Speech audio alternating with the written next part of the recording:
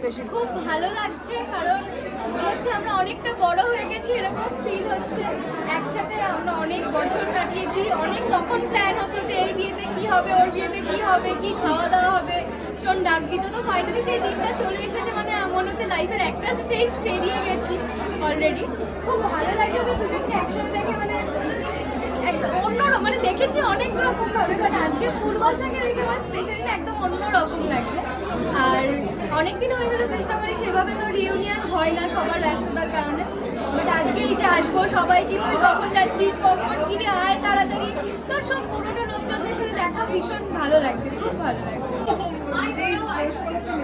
তো অনেকদিন পর আবারও নতুন ভাবে নতুন রূপে কেমন লাগছে তিয়াশা?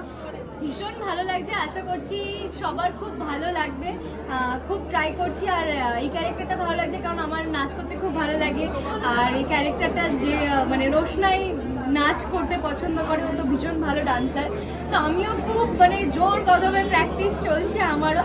তার ভীষণ ভালো একটা unit. Thank you so much লীনাদিকে। আমার অনেকের ইচ্ছা ছিল যে লীনাদির সাথে কাজ করবো, তো সেই জন্যই আমি আর মানে এই অফারটা পেয়ে আর সেকেন্ড থটস কিছু ছিল না।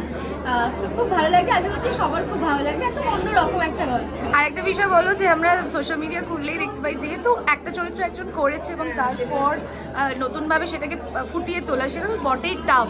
তো সেখান থেকে তিয়াশার প্রিপারেশন কি কি? প্রিপারেশন বলতে সেরকম কিছু নেই, কিন্তু আমার কাছে একটা চ্যালেঞ্জ এটা, যে একজন এতদিন করেছে তো নিশ্চয়ই কিছু ভেবেছে বলে প্রডিউসার বা যে রাইটার তারা কিছু ভেবেছে বলেই আমাকে সেখানটায় রিপ্লেস করেছে।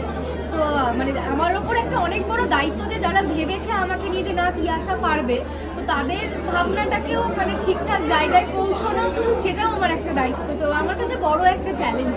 এবং নতুন টিমের সাথে বন্ডিং কতটা জমে উঠবে? খুব ভালো, মানে প্রত্যেকবার কি হয় না যে হয় না আমার থেকে অনেক বড় হয়, কেউ নয় ছোট হয়, এবার আমরা খুব সিমিলার এজ, কিছু আপ ডাউন আছে।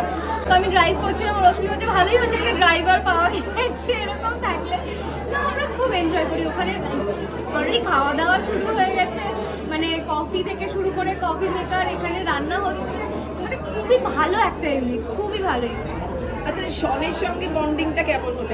শনের সঙ্গে যেহেতু জুটি, এটা নিয়ে সবাই খুব ভালো ছেলে, আমি অনেক কথা বলতে পছন্দ করি, আর শন খুব কম কথা বলে, বাট যখনই কথা বলে ভীষণ মানে খুব জলি, মানে একদম জলি, এরকম একটা চুপচাপ থাকে এটা নয়, বাট হ্যাঁ ভীষণ ভালো বন্ডিং। একটুও মনে হচ্ছে না যে আমরা নতুন কাজ করছি, মানে আমরা কালকেই একটা অনেক বড় সিন করলাম, এত হেসেছি দুজন মিলে, এত হেসেছি, তো মনেই হচ্ছে না যে নতুন করে জার্নি মানে শুরু করেছি, ওর সাথে এতদিন অন্য কেউ থাকতো, তো ভীষণ ভালো।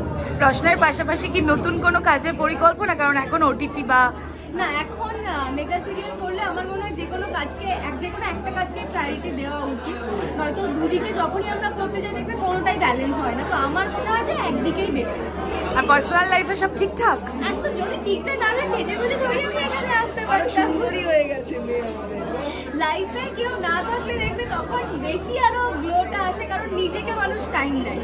যদি ঘুম নাও হয় তবুও আমি জানি যে আমার কারণে ঘুমটা হচ্ছে না, তো এটা অনেক বড় ব্যাপার, তো সেই জন্যই। Thank you.